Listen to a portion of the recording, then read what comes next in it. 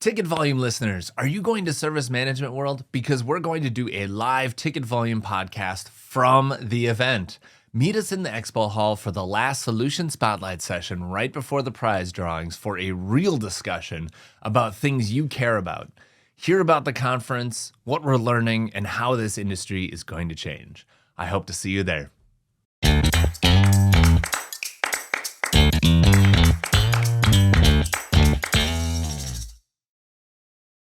This episode of Ticket Volume is brought to you by us, Invigate. Get service operations under control in no time. Get 1 free month of our software solution by going to try.invigate.com. Ticket Volume is proud to present an IT systems, software design, and delivery experience professional who has served at all organizational levels from individual contributor to executive management since 1984. He's been an engineer and technical team leader at a ton of companies, from Symantec and G2G3 to consulting at Engaged Consulting and Cask before joining Gartner as a research director for IT service management. He's recently left Freshworks as the head of analyst relationships and is known for his contributions on the podcast Esoteric Curiosities and various events around the world. Welcome to Ticket Volume, news and information for improving IT experiences. I'm your host, Matt Barron, and each week I get the pleasure of chatting with different leaders to share their insights on service management, technology, business, and this episode is going to be more brain nuggets. And hey, do you want to continue the conversation after this episode? Comment. We've got YouTube, we got Spotify. There's tons of comments. You can put them anywhere you want. And check out our surveys on Spotify too, kind of a neat feature. Use these options to dig deeper into this topic, or just tell me that my hair is messed up or I've got a little boogie that I've got to get to. So I hope you're having a great day and a great week. And I also hope you'll leave a comment, connect with us, or share our podcast with someone. Give us some tips, give us some ideas. You're the only way we can improve. But for now, let's begin. Welcome to Ticket Volume, Kengon Gonzalez. Hey, Matt, thanks for having me. It's a pleasure to be here. My pleasure having you. I love that you've got a nickname that is unique to everyone in the industry. And I Right? say Kengon and everyone knows exactly who I'm talking about. Exactly. That's one of the things I love about it. And it was totally unintentional, really. Now, I sold out your age a little bit at the beginning by saying you've been working since 1984, but really that isn't necessarily a slam as much as like saying, hey, you've been in this space for a while, and Yeah. and so have I. I've been in it for 20 years or so, from a young age, and we've seen some great improvements. We've seen the advent of DevOps. We've seen the advent of ITIL in some cases. So why does it feel like we've got so much further to go?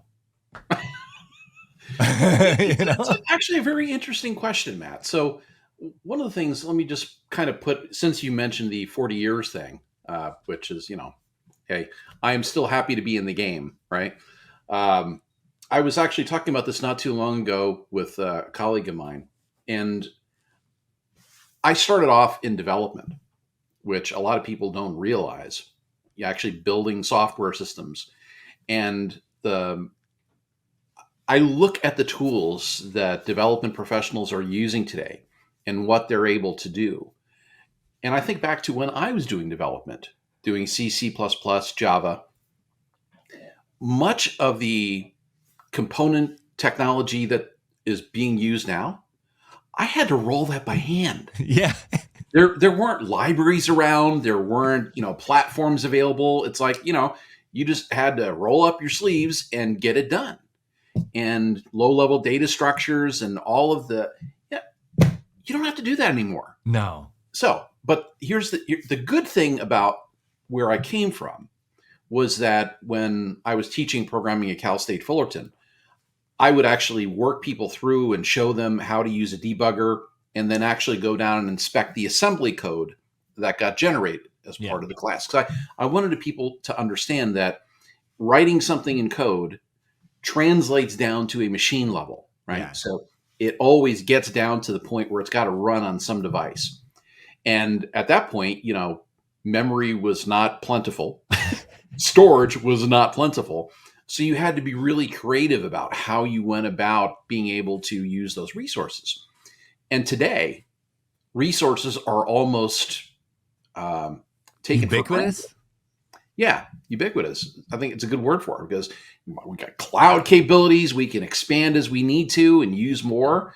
The downside is you got to pay for it. Bingo. But fact of the matter is, with higher level languages, you have the ability to write something in software that now consumes a bunch of resource that you probably didn't realize you were using.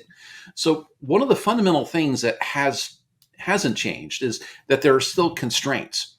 So we are using programming techniques, languages, components today, which pack a lot of power, but they also they consume a lot of capability. And this is the thing. So I don't believe that we're doing as much as we need to talk about either economy, like what do you really need in order to get the job done?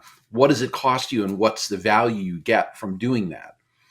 So that from kind of like an ownership perspective, you understand what the commit is in terms of the resources that you're consuming. And I notice, especially with folks that don't have that background of being able to understand both the environment they're working in and how the cascade goes down to where it meets the metal, because it's going to meet metal somewhere, right? It's got to run in a data center or run on some device that you've got available in your organization. We really do need to be cognizant of what our resources consume, because at this point, especially now that we're talking about AI, generative AI, agentic technologies, all of this stuff requires huge amounts of horsepower in memory and storage because of the data required in order to be able to use this stuff and to make those large language models and the other special purpose models actually run. So I'd like to see us as an industry kind of step back a little bit and ask the question, is what we're doing sustainable?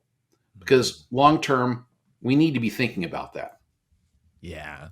We know we can, but did we ever question if we should? Yeah, exactly. Oh, that's such a good one. And I think like when you mentioned economy, immediately I got it. I was like, yes, of course. We have more powerful tools. They're more powerful at the beginning, the onset, the building, the platforming. You know, like you said, we don't have to build security frameworks anymore. They're built into a lot of the platforms we use. But with that additional power comes additional responsibility to then measure it, to understand it, and to question whether we should or should not be doing it. That is so good. Yeah. And what it reminds me of is kind of like this Renaissance, that period that happened. We where we question, we make these huge advancements, and then we go through these periods where we're like, should we have done this? And we because the world was slower back in the Renaissance time, we had time to take on it. Yeah. What is that now? Like when you think about modern day challenges, what is the mindset shift that needs to happen? How do we know what we can do and what we should do? That is a really great question. And really, it's, I think, kind of behind everything that I'm out to do in my consulting work or any things that I do, like trying to share my historical perspective and a foundation for others to build on as they go forward in time. There's a difference between thinking and having thoughts. Ooh. And the thing I really am about is being able to both provide tools and encouragement and facilitate conversations which enable thinking for individuals and organizations. That's the thing that I want to see happen, because it's most of the time I think that people walk into conversations with a preconceived idea of what an outcome should be, what it means, all of the things that go along with it. And they use their quick judgment, the split decision making, what some people have referred to as already listening, to, wow, this is the answer to the problem. Let's do it. And it's not that I want to discourage initiative. It's not that I want to discourage creativity. But I think that there is an element of we need to just kind of push in the clutch for a moment. And for those who have never driven an automatic or a manual transmission, that's probably a little bit weird for them. But it's like being able to kind of step back and take a breath and think about, is this the right thing? Is this the right time? What are the unintended consequences that go along with a potential decision or course of action? That's the kind of thing that I want to be able to help people with. And more than just the decision making, like, what's your approach for being able to tackle a design challenge? I think that there's a lot of techniques and tools I've developed over the course of the years that help people approach this and kind of like break the circuitry that has people hardwired into, okay, problem, solution, solution. And it's not that I don't want people to, like buy tools or this is stuff that I know that they're going to do. I know that we're going to need, but let's just take a moment and bring something new to the conversation as opposed to we had a tool that tried to do that before and it failed. Mm-hmm. Well, let's not fail again. Or if we do fail, let's fail for really good reasons, because it's more of approaches that are based in experimentation, which I am a big fan of. Yeah, it sounds to me like you're kind of talking about capabilities, right? Like what we're able to execute, and then the constraints of what we're trying to solve with that execution, and bringing those two things together. Yeah. So how do you think about capabilities? How do you because I've heard about value stream mapping, and I've heard about some of these, and capability management is one of them, where it's like, this is an old concept. It's not a new concept. No. But it's something that I don't think that we take the time to really think about or even pick apart very, very much. Do you know what I'm saying? Like, No. Oh, I totally do. okay. So the interesting thing about capabilities is most of the time we end up talking about capabilities in the context of products have capabilities. Yeah. Well, Features. last time I checked, people are not products, or at least it's illegal in most jurisdictions. So I intentionally use capabilities when it comes to organizations and people inside of them. So my fundamental concept is this: every organization has a mission. It was formed for some purpose. Yeah. Because if it didn't have a purpose, why would you need an organization? So that's the first thing. Second is that anybody that's in an organization has some part of helping to fulfill that mission.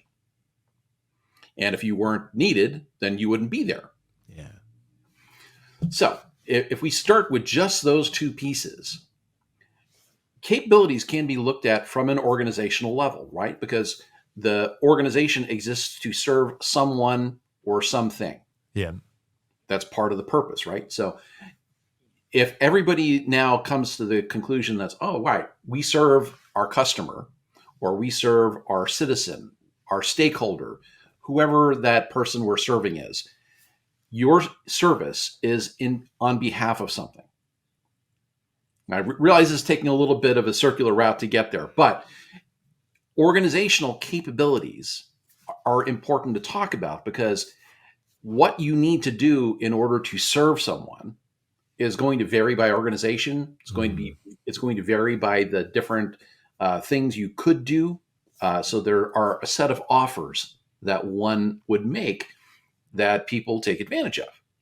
And an offer consists of everything that you would need in order to be able to deliver the thing that the person you're serving counts on. Yeah.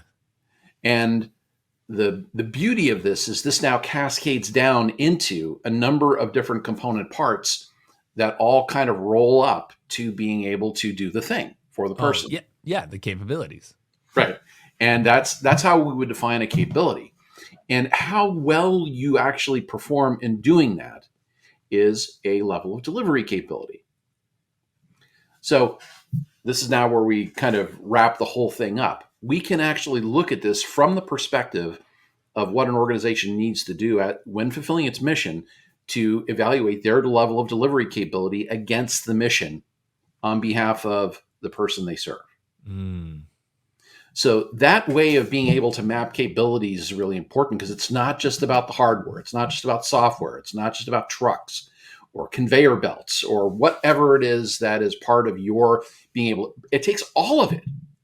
And then you can actually now start looking at, okay, what are the discrete capabilities that are needed in order for us to be able to deliver that? And that's a really, I think, a novel way of approaching how to go through and do that assessment and determine whether or not, number one, you're being successful.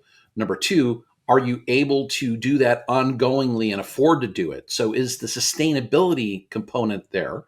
And number three, well, how well are you using your resources and being able to meet that need? That's pretty awesome. I love this description because I've heard CMMI thrown around a couple times this week, and it's top of my mind because people are talking about maturity models. Someone threw a question at me at an event this week, and I was impressed that they were asking about CMMI because I hadn't heard about it in a while. And that's kind of, I think capabilities is a better way of thinking about your maturity because maturity model is what everyone needs. Capabilities are what your specific customer needs or what your specific offer needs to actually, deliver on what you've promised. That is such a good way to think about it.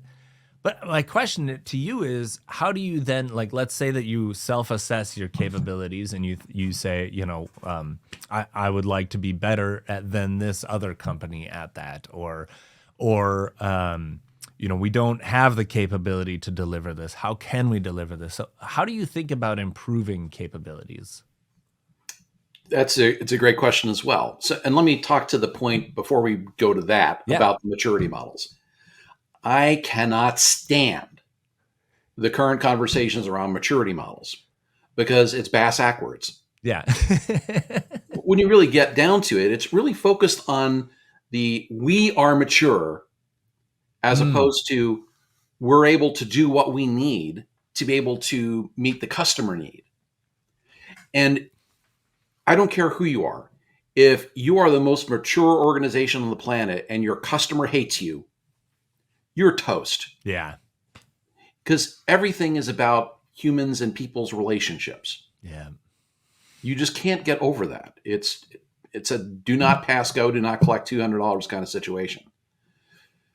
So getting to your question about, well, gee, how do we evolve a capability? Everything starts off with building a profile of what you do for a customer, what they actually like. There's a lot of components to building the profile, but when you get right down to it, to borrow some of the ITSM vernacular, if we have a service catalog, there's going to be an item in the service catalog, and that's going to have a number of things that go along with it, which hopefully will tell somebody about a little bit about what they're getting, right? Yeah. But you need to describe what it is that they're getting, and they need to agree to it. There needs to be an explicit agreement between those consuming and those providing. And that's exactly what I refer to it in my material as producer consumer. So if they're going to consume it, they have to know what they're getting. They have to know the parameters that go along with, well, what does good delivery look like? Am I getting what I need? And then they get the opportunity to answer the question, does this actually meet my need? Because it may not. But, if we're sticking on the maturity side, right, it's like, well, water's wet, rocks are hard, and this is the way we do it. You're going to be happy with it. No, this gives you the opportunity to actually have a meaningful conversation with those you serve about what you do and how you do it. And you start there, because if there is no agreement between the parties, you're building something which will likely not meet the need. And many times you'll never get the opportunity to correct. So this is preventing the provider from going and making mistakes about what they do and how they do it. It really ends up being, okay, great. If I know what I need to do, I know how they're going to be measuring. I'll know whether they'll actually be getting value from it. That's the point at which you can start a meaningful conversation about how to design and configure all the capabilities required to be able to deliver that. So you can't decompose it down to any further level. So from a provider-centric view of the world, it's like, well, gee, look, I have all of these systems, these resources, these devices. I could build it any way I want. No, sorry, you can't. There is going to be a way that actually fits what the customer need, the consumer need is. And you can't configure that any way you want. Why? Because there's got to be a level of quality, performance, and cost that actually meets the consumer need. So you're already taking a bunch of pieces off the table and saying, okay, these are the things we can do. And now that's why having that initial alignment, that meeting of minds between the producer and the consumer is so critical. Because if you get that wrong, you're starting off on a foundation for failure. Yeah. You don't have the right context to be successful even. You don't have the right story. You don't have the right expectation. You literally are lost. Yeah. And, as much as I've heard people wanting to talk about experience level agreements and how SLAs are bad, XLAs are good, it's like, come on, folks. Let's get serious. The conversation we need to have is about getting that meeting of the minds. Once you have the meeting of the minds, okay, then you can probably use some of that good XLA stuff to help you be able to define and describe that, including building journey maps and, working out all the mechanics. But it's not about the mechanics. It's about your orientation. If you're not thinking about it properly, you're just going to go off and miss stuff. And the stuff that you miss is the stuff that might torpedo you. I'm so glad you said it before I did, Ken, so that I can repeat it. But I don't really think these XLAs are all they're cut up to be either. I really feel like it's a trap. Just like a maturity model, it's a trap. That if we think that if we take our SLA, what we did with our SLAs, and just move it over to the experience land, that everything's going to be hunky dory. Whew. I mean, that's not what the XLA Institute people are teaching, but it's a trap. Don't go straight for XLAs. Learn more about the context of experience management, employee experience, customer experience before you just jump into XLAs. Yeah. At least I hope they're not training it that way. I don't know. I haven't taken the training, but maybe I should. Now I'm thinking maybe I should. I don't know what they're doing either. So, and my comments were not meant as a commentary on anything that any particular organization is doing, but rather I think that as a cautionary tale. Yeah. Understanding that there's a piece that you need to work out between the provider and the consumer that's absolutely essential, and that gives you the raw material, the primordial ooze from which some sort of XLA or other set of metrics that are worth paying attention to, not just the litany of metrics that are potentially useful or available. Oh yes, that is such a good not analogy, but like similar story where you measure what you can measure, not necessarily because you need the measurements or to take action on it. It's a terrible spot to be. We call them vanity metrics, right? You can totally see the same thing with XLAs being vanity XLAs. They said they were happy. Really? On a scale of 1 to 0? I don't think that was safe enough. But anyway, let's stop. We'll stop beating up on XLAs here for a little bit, because otherwise Alan Nance is going to come and murder me. So let's. And I trust Alan to do lots of great things, so I don't have any concerns about him doing it. Me neither. I mean, the guy was one of the original authors of ITIL, so respect. You gotta respect it. 2 thumbs up. 2 thumbs up, exactly. And I do believe that XLAs actually will help us in the end. So I hope that you're getting to XLAs, and I hope that they are providing what you need. Yeah, I'll go with that. That is it. It's a capability. Once you get to that point, you can actually leverage it. So we met to discuss this episode, and really, you said something a bit, what do I want to say, controversial. You had this statement that is, I'm not sure I'm even allowed to say it out loud on this podcast, but you said specifically that ITSM is dead. And I can't tell if it was you saying it or Charles Arujo saying it, but what is it? Why did you say it? Well, going back to the conversation, I'm the one that said it. Okay. And then Charlie took the opportunity to write it up and post it in a blog, and then a whole thing started. Um, so I think back to my time at Gartner, and like one of the things I'd actually been advocating for a long time was retiring the ITSM tools and platforms Magic Quadrant. Oh, yeah. If you went back and looked at it historically over time, you'd see that the constellation of dots, while it did move somewhat, it was relatively static. It's like I look up in the night sky and I see Cassiopeia, right? Stars are where they are. And in a mature market, it's almost impossible to distinguish between leaders, challengers, visionaries, just by product capabilities alone. You can't do it. And in most of the consensus of the analyst research that I've seen over the past couple of years, looking through 2028, the tools market is going to be roughly a 9% annual growth rate. That's not lighting the world on fire. No. And that's not to say that's bad. No. And I think people should use ITSM tools for the purposes that they need them to. And I'll postpone any conversation about enterprise service management for just a few minutes if we need to get there. But basically, when you're dealing with mature products, you can't distinguish between them. You're going to have a fairly flat growth rate. I think what we're seeing is that if everything had worked, we would have seen more results by now. Oh, we've been doing the same thing over and over again, expecting that we're going to get a different result. And my assertion was that the guidance was not serving the customers I was talking to. And I still believe that's the case today. And ultimately, that Magic Quadrant was retired. Yeah. And turned into a market guide, opening the opportunity for other players to get featured. And again, this is a bit of a Gartner view of the world. But I think from a broader base perspective, my assertion still is in place. We cannot continue to work from the IT-centric perspective that we've been using, which is the whole reason why I'm on about this producer-consumer model, is we need to start with what people need.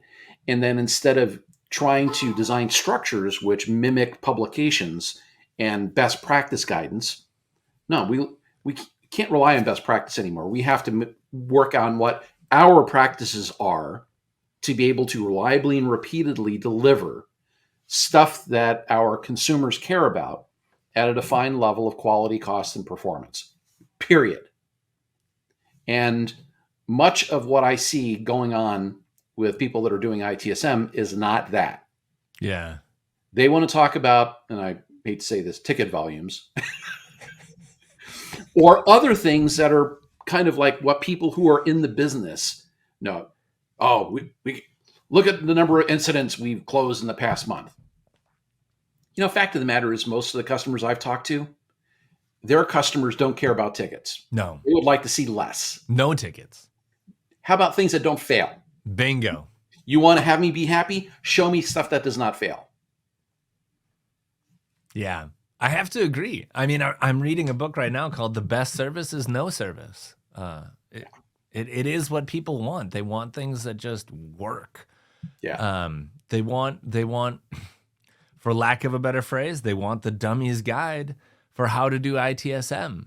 So let's pivot a little bit, because you're independent now. I know that you're starting up this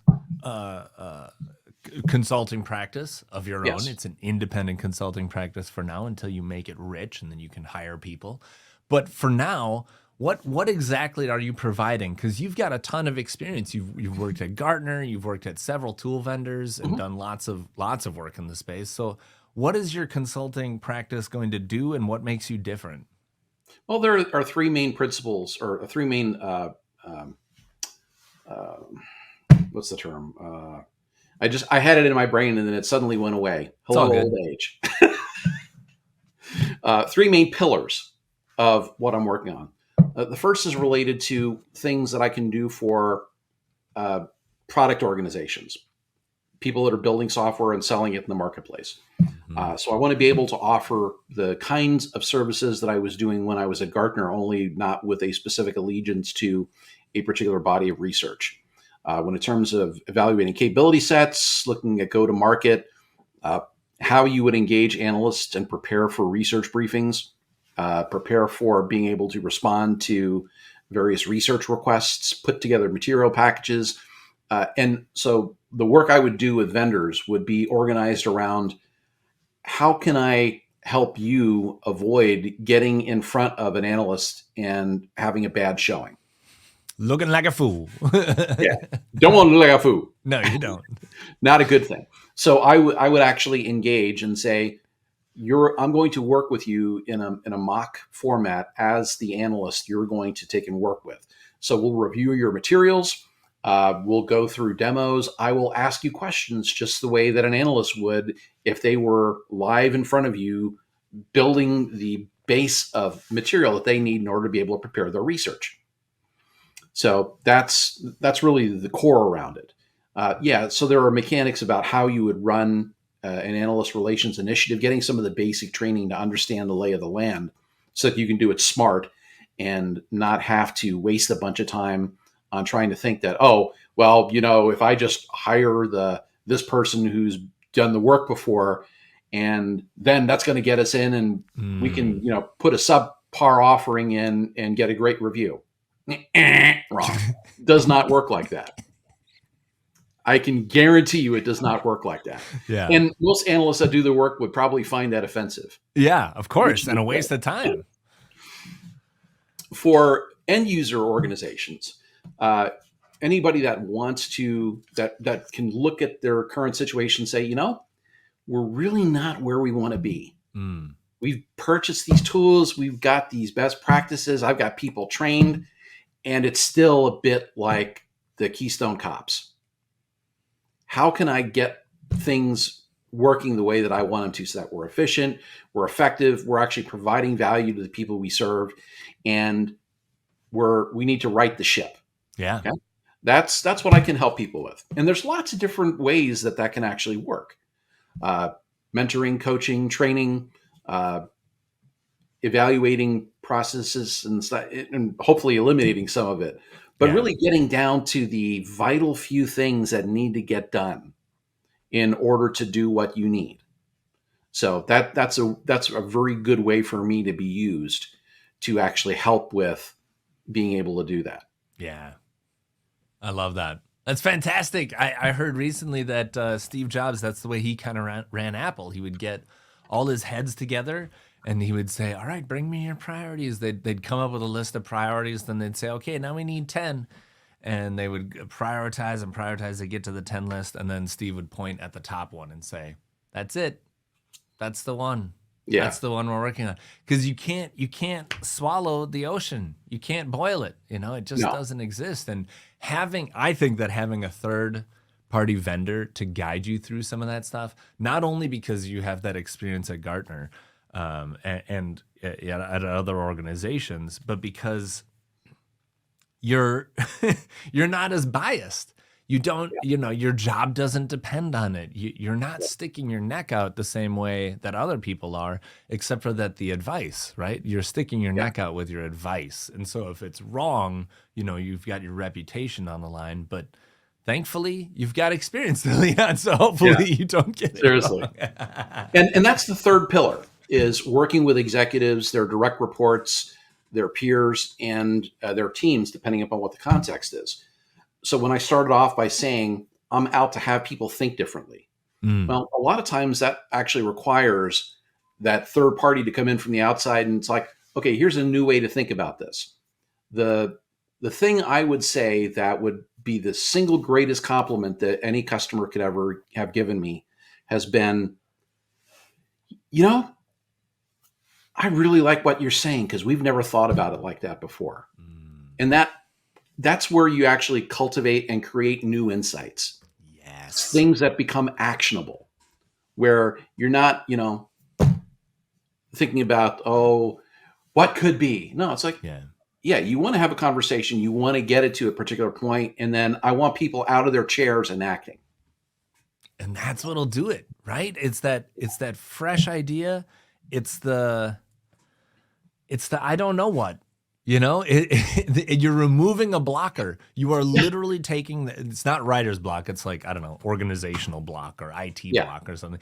You're taking that block and literally destroying it so that they can move on and make progress. I love that. Yeah. Okay, Ken, that is a great explanation. And I would love for you to share, how can people get in touch with you? How can they learn more about what you're doing?